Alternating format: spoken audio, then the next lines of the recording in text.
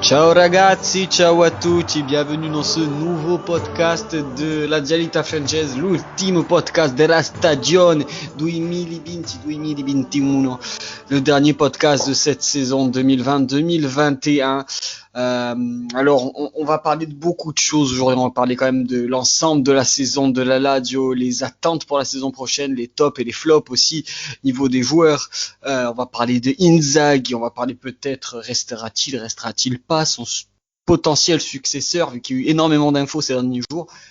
Bref, il y a énormément de choses à dire pour ce dernier podcast, mais avant tout, pour parler justement de toutes ces choses-là, j'ai Seb avec nous. Salut Seb, salut frérot. Salut à tous, salut à vous. Salut, et on a aussi, comme d'habitude, Ilyes. Salut Fradé. Salut frérot, je promets sur ce podcast d'être très bon enfant et bonne ambiance, je n'enfoncerai personne. C'est totalement faux, bien entendu. Tu mens, tu mens. Oui. Non, t'inquiète pas, je vais enfoncer des gens aussi. Bon voilà, le dernier match de la Lazio a eu lieu donc lors du multiplex de dimanche soir à 20h45. Défaite pour cette dernière de la Lazio.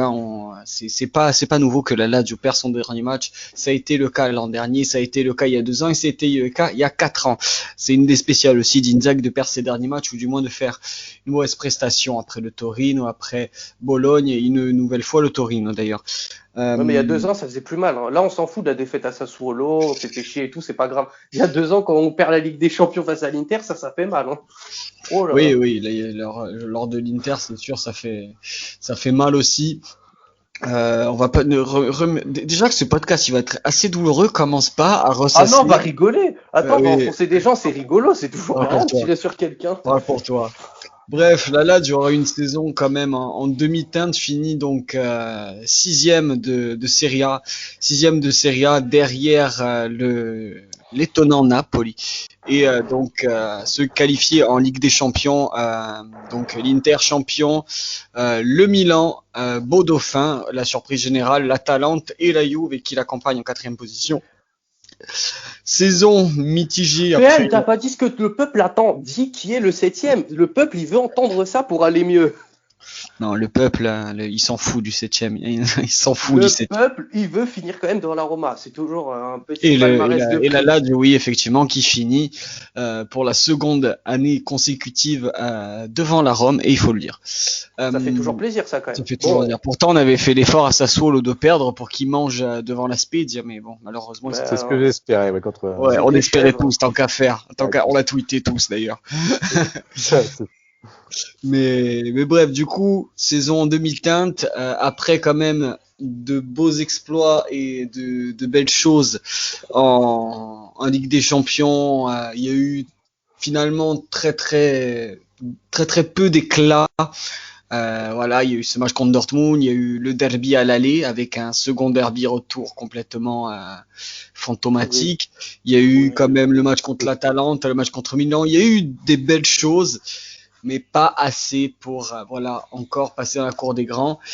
Seb, pour toi, qu'est-ce qui a manqué cette année à la Lazio pour justement se qualifier une nouvelle fois pour la Ligue des Champions?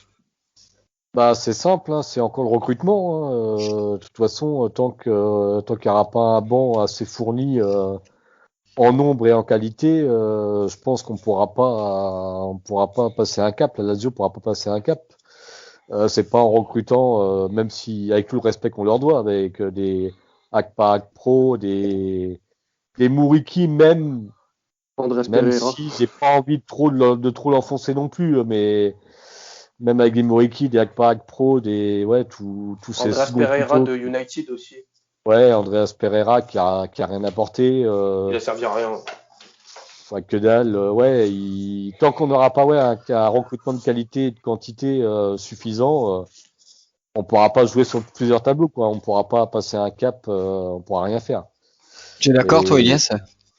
Moi, je suis d'accord avec ce qu'il a dit. Moi, je veux juste ajouter quelque chose parce que le but, c'est pas de répéter ce que Seb a très bien résumé. Moi, ce que je veux rajouter, c'est qu'il manque à la Lazio réellement une révolution, quoi. Genre, on est un club qui s'est embourgeoisé. Genre, on a des cadres qui ont des statuts. Ça, on passe notre temps à le dire. Hein. Les Milinkovic, les Luis Alberto, les Immobile, Chiro qui joue alors qu'il met pas un pied devant l'autre et qui reste parce que quand même, il s'appelle Chiro Immobile qu'il faut continuer, qui nous fait perdre des gros points parce qu'il met pas un pied devant l'autre. Son penalty qu'il rate, c'était face à Benevento. Il a raté un penalty au Torino. À Bologne aussi, je crois. À Bologne, surtout. Bologne, c'était un tournant du match. On pouvait commencer à dominer. On pouvait mener 1-0. Et là, d'un coup, on prend une défaite bête et stupide. Et là, tous les points qu'on a laissés en route, à cause de ça, je vais pas juste tirer pour Chiro parce qu'il nous a apporté tellement de points que c'est trop facile de dire il a pas mis un pied devant l'autre, mais il devait être remplaçant. Caicedo, il était bon, il devait être titulaire, il ne l'a pas été.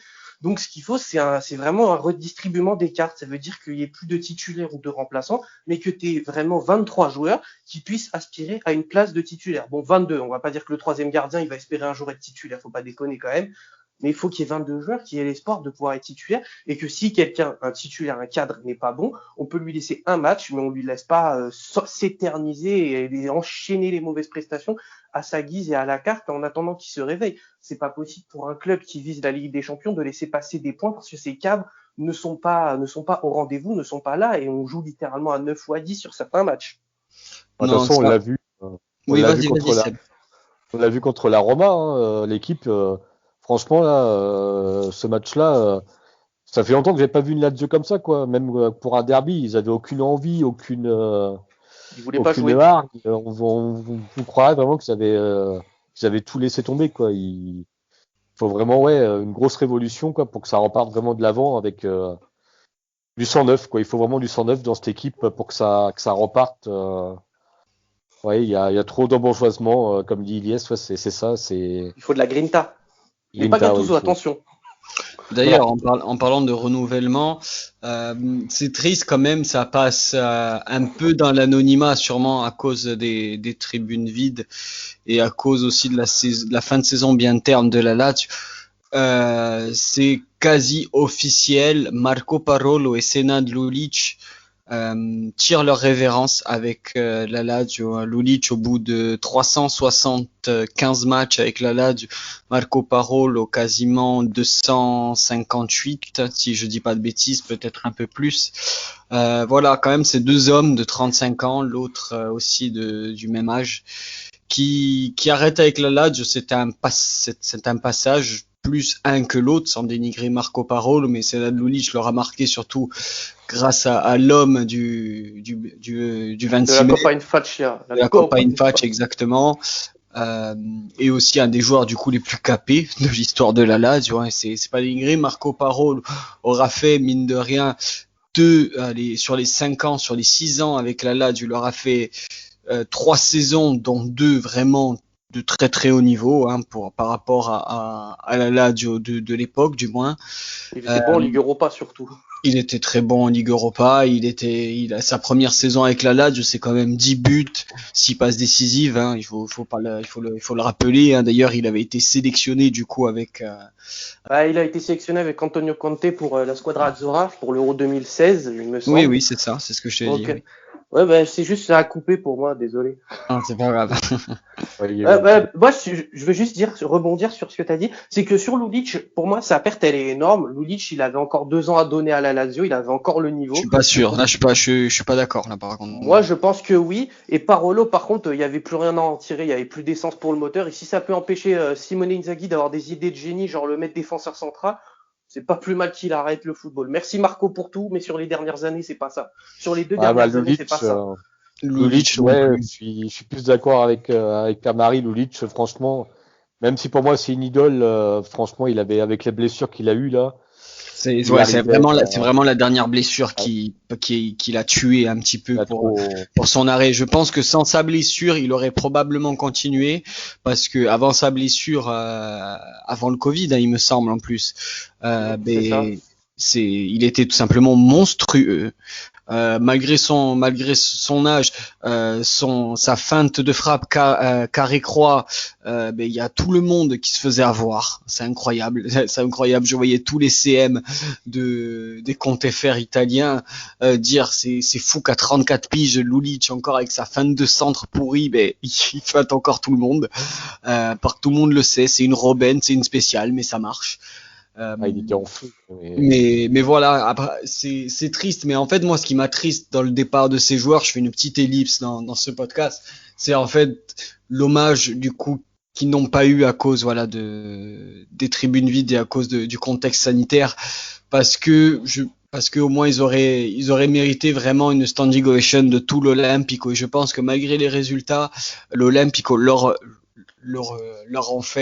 aura fait, puis du moins un bel hommage parce que des deux hommes comme ça qui ont jamais triché avec le maillot de la Lazio, alors certes leurs performances sur les derniers mois, sur les dernières saisons ont été pour certains très très limites.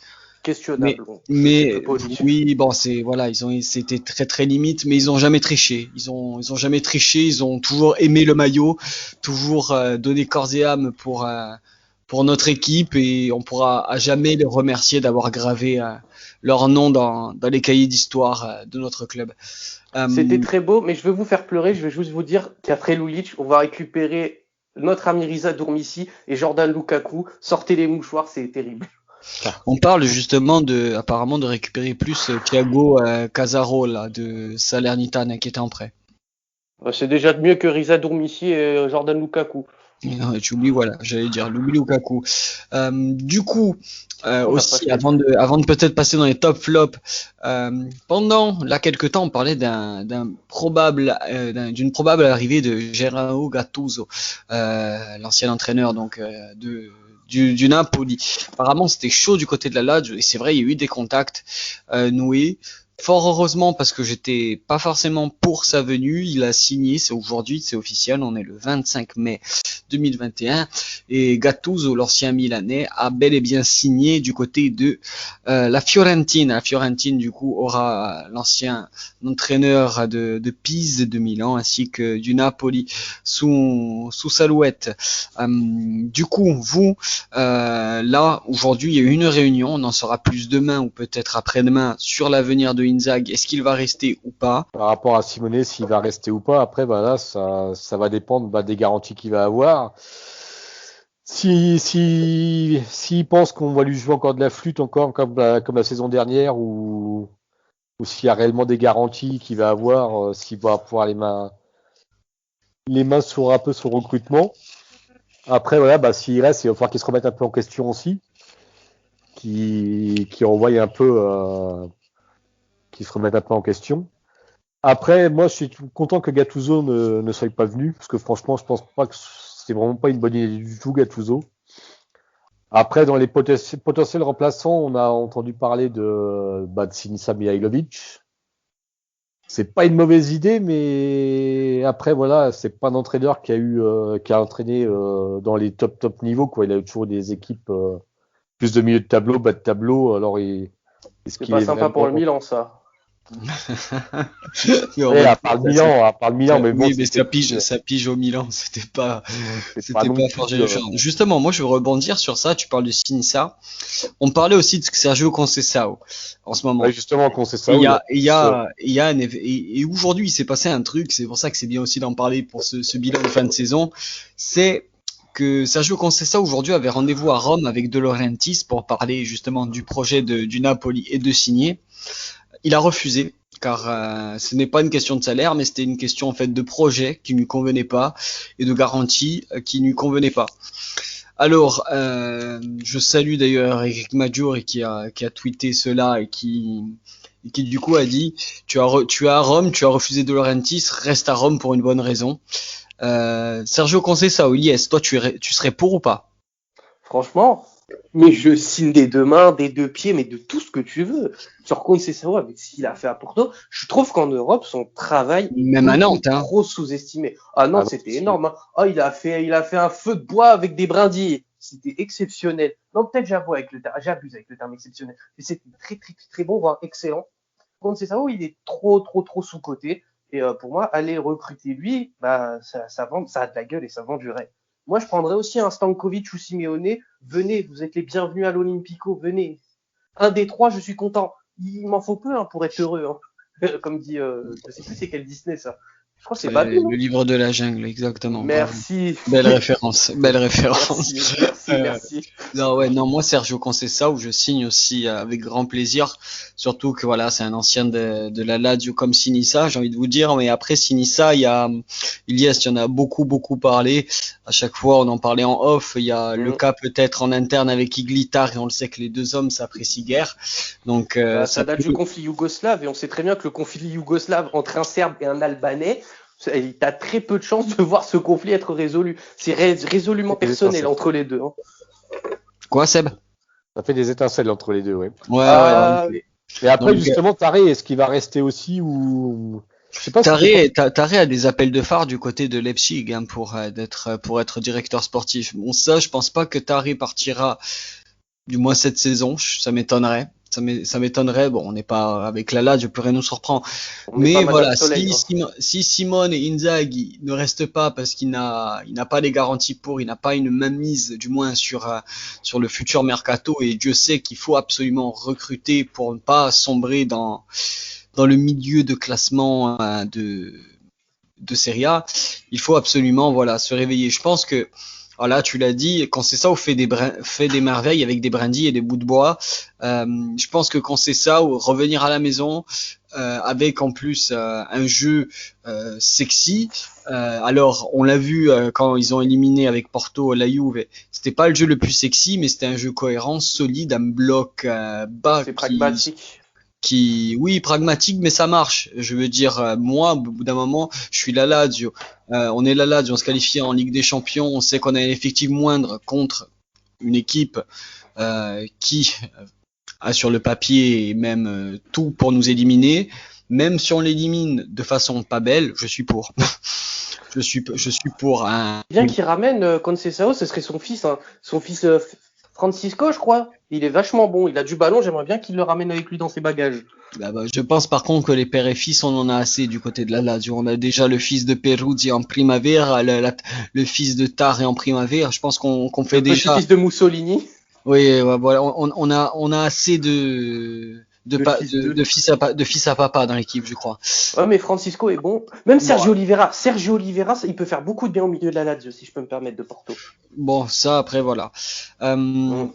Moi, je serais pas trop quoi penser parce que bon, je pense que si moi personnellement, malgré voilà tous les rebondissements qu'on voit dans les gazettes, moi je pense honnêtement que Simone va rester, mais pour une dernière saison.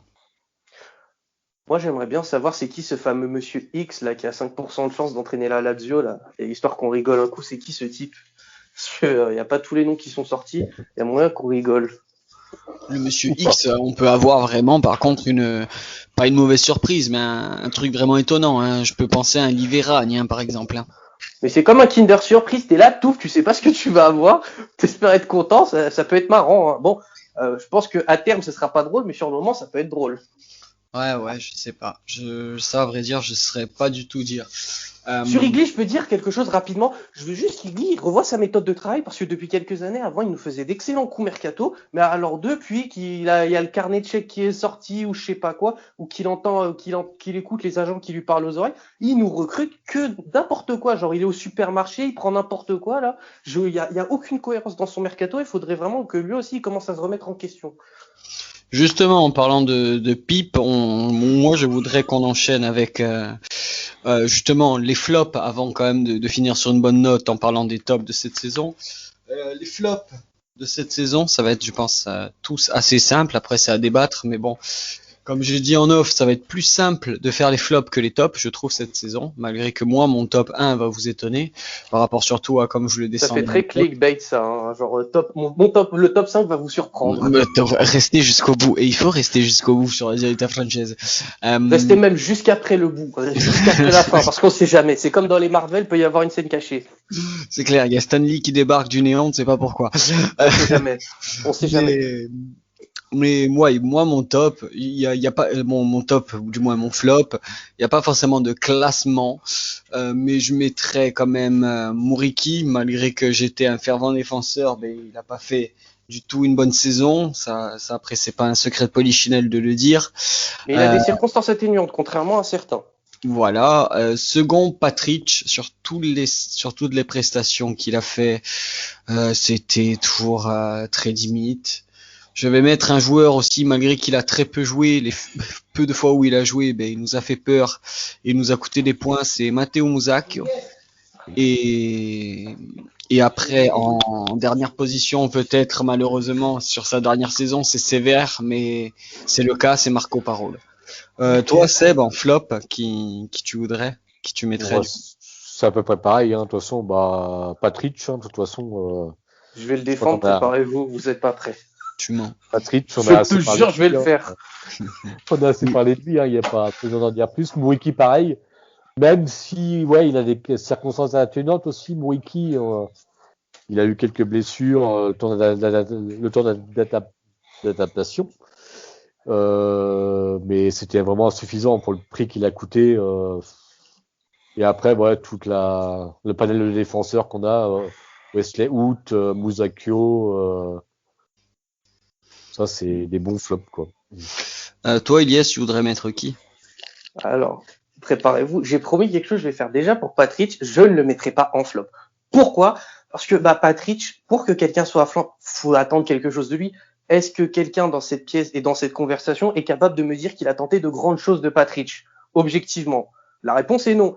Mais c'est difficile pour un flop. Est-ce que c'est réellement de sa faute s'il joue? C'est pas de la faute du coach qui fout titulaire parce que Patrick, en fin de match, tu sais, pour jouer les 10 dernières minutes ou pour dépanner, pour être un joueur de rotation, Autant Iliès, tu peux le autant faire. Ouais. Patrick,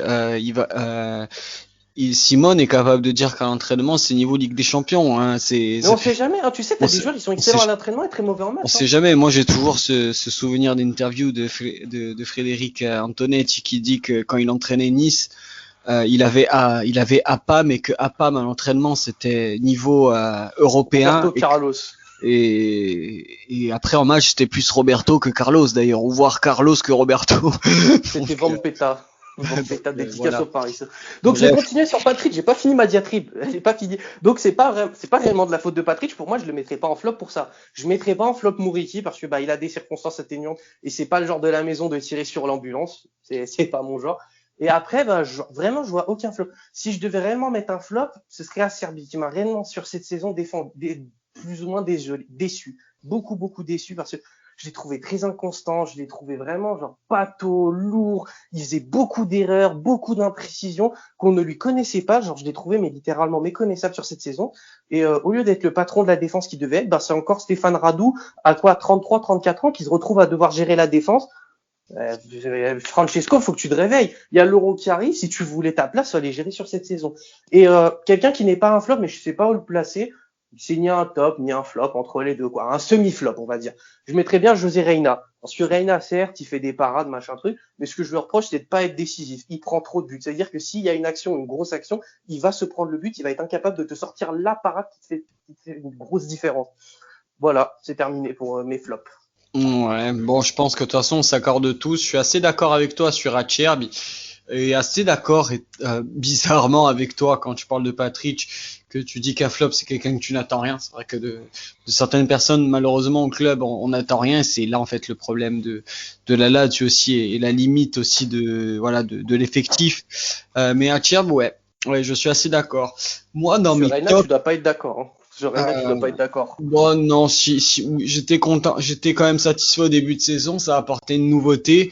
Puis c'est quand même sévère de ta part, mais bon, la seconde partie de saison a été très très insuffisante de sa part aussi. Comme tout le monde après, c'est ça qu'on peut reposer. Oui, c'est on ça. fait les tops maintenant. On C'est parle ça. des gens bien, de ceux qui représentent le maillot, qui le portent haut et fièrement. Alors, si je devais faire quand même un top 3, on dira, personnellement, je mettrais d'abord en 3 Sergei Milinkovic-Savic quand même. Qui a sorti une énorme saison. J'ai rien à dire de plus de ce rock qu'on va probablement et peut-être perdre cet été. Parle pas de malheur. Non, mais c'est envisageable. Après, il faut pas se leurrer non plus. Prions le Seigneur, s'il te plaît, que Sergei reste au club. Voilà, 9 buts, 9 passes D, un centrocampiste hors pair et un des meilleurs milieux d'Italie, si ce n'est le meilleur. Donc voilà, en 2, Manuel Lazzari. Je crois que ça a été l'homme le plus régulier de cette saison, l'homme qui nous a quasiment ou très très rarement jamais déçu, le seul malgré quand la Lazio a fait des mauvais matchs, a été le seul qui a jamais déçu, ou du moins qui a essayé de faire du mieux qu'il pouvait. Et en premier, c'est un type au début que j'appréciais pas forcément, pas forcément. C'est un grand mot de dire pas apprécié, Je pense, mais je vois très bien de qui tu parles. mais qui voilà, j'attendais pas à ce niveau-là et j'attendais pas, peu importe le poste qu'on lui mette, mais il est bon, il est décisif et mine de rien, celui que ça, il a été la troisième roue du carrosse toujours à dépanner, peu importe où Inzaghi le mettait. C'est Adam Maruzic. Moi, chapeau à Adam. Ça a été piston droit, piston gauche, défense à 3, parce qu'il a pas forcément joué quasiment 80% de la saison à son poste. Mais il a tenu la baraque et moi, je lui tire mon chapeau à Adam Maruzic parce que bon, je suis pas forcément c'est pas forcément mon joueur préféré au sein du club, mais c'est pas parce que c'est pas mon joueur préféré qu'il faut pas lui retirer son chapeau pour voilà sa belle saison, en tout cas dans cette saison compliquée avec la Lazio. Je sais pas si tu es d'accord, toi, Ilyes, avec mon classement et le tien, est-ce que tu es un peu d'accord? Franchement, on a les trois mêmes. Moi, Sergueï, je vais dire, t'as pas été assez fort. Franchement, pour moi, Sergueï, c'est le meilleur milieu du monde. Parce qu'il a un profil qui est Tu unique pour abuses. moi. Comme je l'ai dit, non, il a un tel profil qui est tellement unique. Genre, dans l'histoire, il y a que Ballack qui a eu un profil un peu à la Sergueï. Et dans le foot moderne, c'est Pogba et Gravenberch. On en fait des caisses avec Pogba. Je trouve qu'on en fait pas suffisamment avec Sergueï. Sergueï, c'est une girafe d'1m90 qui court comme un mec d'1m70, qui a une grosse patate, une bonne grosse patate de forain, comme les bons milieux, là, les bons 6, là, tu sais, genre ceux qui sont lents et qui tirent fort pour compenser la lenteur. Il est agile, il est technique, il a vraiment tout. Genre, pour moi, c'est l'un des meilleurs milieux du monde, c'est l'un des milieux les plus complets. Peut-être que j'exagère, peut-être que j'abuse de le mettre dans la même phrase que Ballack. Je sais, peut-être. C'est mon ressenti. Sur Lazzari, on est globalement d'accord. Moi, ce que je tiens à reprocher, c'est que Lazzari, après sa petite blessure à la main, c'était à la main, c'est ça qui s'était blessé? C'est ça, ouais. Ouais, c'est ça, oui. J'ai trouvé qu'il n'était pas très bien revenu personnellement. Genre, Je pense qu'il avant avait sa blessure surtout à la peur. main, Il avait surtout peur, je pense que ouais, vu qu'il n'y avait pas forcément de solution de repli si Maruzic montait d'un cran à sa place, je pense qu'il avait surtout peur de se faire encore plus mal que ça pour louper l'Euro. Et d'ailleurs, ouais, en fait, c'est ça. il est même pas sélectionné, je crois. Ouais, mais, donc c'est le seul petit reproche que je peux lui faire. Après, c'est pas vraiment sa faute, hein. Il a voulu jouer, c'est normal. Il a été blessé gravement à la main. La main, c'est quand même assez important pour un piston. C'est normal qu'il ait un peu de mal à revenir. Et sur Maruzic, on est totalement d'accord. J'adore sa polyvalence cette saison. Pour moi, pour lui, c'est la saison de la maturité. Il a passé un cap. Genre, ce cap, je pense qu'il est beaucoup mental. Ça l'a débloqué de faire des grandes performances et autres. Et franchement, c'est coup de chapeau à Maruzic. En mention honorable, je voudrais énormément mettre Caicedo. Caicedo, trop sous-coté, alors qu'il est énormément décisif. Le nombre de points qui nous a sauvé ce bon Felipe. Et Tucu aussi, hein. Tucu, s'il avait fait la même première partie de saison que sa deuxième partie de saison, il aurait été top 1, mais les mains dans les poches. Aussi, toi, Seb, qui Ouais, quand même t'a fait sourire cette saison.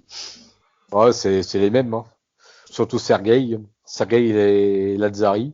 Après, ouais, aussi, très bonne surprise aussi pour Maruzic, en défenseur central, tout ça, ouais, c'est une bonne C'est la surprise bonne aussi, quoi. pioche, on dirait. Il a La bien bonne pioche, dépanné ouais. par rapport aux défenseurs de base qu'on avait, quoi. Ouais, Il est bah, meilleur c'est qu'à clair. Serbie, hein. Si je peux me permettre, il est meilleur qu'à Serbie.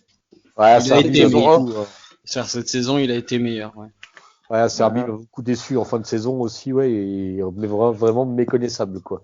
Il a même dit qu'il jouait blessé, qu'il avait joué blessé, machin, mais, C'est des excuses, ah, je pense, hein, quand même, hein. ouais, il y a pas d'excuse, quoi. Quand t'es vraiment mauvais comme ça, en fin de saison, faut savoir le dire, quoi. Mais ouais, le top, ouais, c'est les trois, ouais, Lazzari, bah, Sergueï, hein. De toute façon, vous avez tout dit, hein. C'est un des milieux, qui malheureusement, va sûrement peut-être nous quitter. C'est peut-être sa dernière saison. En espérant pas, mais bon, on En, verra men- bien.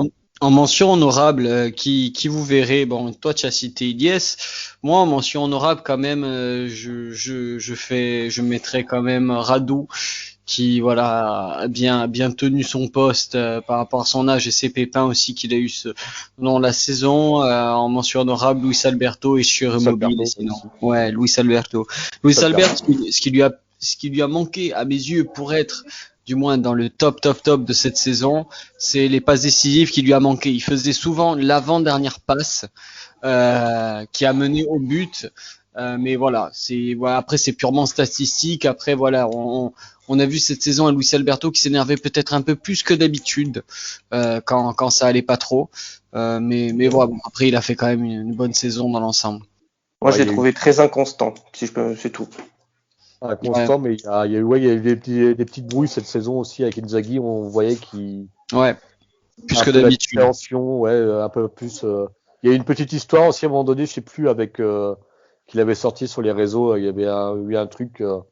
Il avait été un peu sanctionné un petit peu.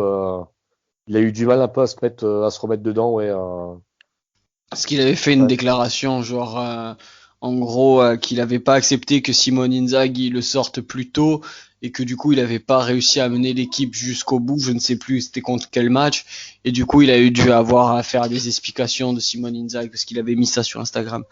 Donc, il y a vu comme ça, il y a 2-3 trucs comme ça, c'était un peu une saison demi-teinte, mais bon, ça n'a pas été le plus mauvais, quoi. Non, si tout le monde aurait fait quand même sa saison, non, on serait peut-être pas là. Le strict minimum, juste rien que le strict minimum. On arrive du coup à la fin de ce podcast. Mince, j'attendais la rubrique Paris sportif. Non, il n'y a pas de. Je suis en manque là. Il y a pas de paris. Il y a pas de paris. Il y aura peut-être, pourquoi pas des paris pour la Squadra Azzurra, mais on peut faire des paris sur qui sera le coach de la Lazio. Non, malheureusement, on n'est pas en Angleterre. Il n'y a pas tous les bookmakers possibles. On prend les paris là maintenant. Là que tout le monde est réuni, que tout le monde écoute, qui sera l'entraîneur de la Lazio la saison Inzaghi. Ok. Toi, Seb? Ok. Moi, vas-y, je vais être original. Je vais dire Conceição. Allez, soyons fous. Ah va. Je pensais que tu aurais dit Liverani, histoire d'être original. Non, j'aurais dû dire Ballerini. Là. C'est ça? Non, Ballardini. Ballardini, ouais. J'aurais dû dire lui. Surtout il a entraîné la Lazio, lui, non? Il a fait une petite pige. Oui, il a fait une petite pige, catastrophique, mais il a fait une petite pige. Quelle surprise. Avant de terminer dans ce podcast, est-ce que chacun vous voulez rajouter quelque chose ou c'est bon? Moi, j'aimerais rajouter quelque chose. Dis-moi. Dis-nous tout. Cette saison, elle a certes été relativement décevante pour la Lazio, mais sur un plan plus personnel, elle a été très bonne pour moi. Je vous remercie, PM et toi, Afid, de m'avoir incorporé à l'équipe pour cette saison. Ça fait extrêmement plaisir. Genre, quitter cette espèce d'impression de faire le débrief d'après-match tout seul, vu que les fans de la Lazio, ils se comptent sur les doigts d'une main, et que ça fait plaisir d'échanger avec des gens qui ne te taxent pas de racisme vu que tu es fan de la Lazio. Donc voilà, je vous remercie pour l'invitation. Merci aussi à APM de nous faire vivre les matchs avec les live Twitch. Ça régale de fou. On s'amuse bien.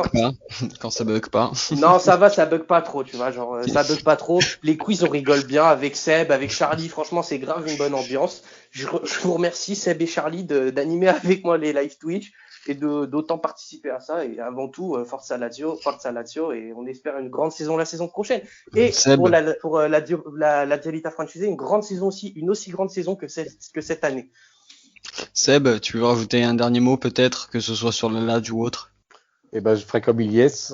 Là, on a découvert quand même une bonne petite équipe là pour le supporter de la Lazio français. Là, c'était bien sympa cette saison avec toi, Ilyes, Charlie, puis les autres aussi qui étaient avec nous sur Twitch ou pour échanger, les quiz, tout ça. C'était une bonne petite saison pour rigoler un petit peu entre nous. Malgré cette saison décevante de la part de la Lazio. Merci en tout cas surtout à vous, que ce soit Ilyes, Seb et tous les gens aussi qui participent.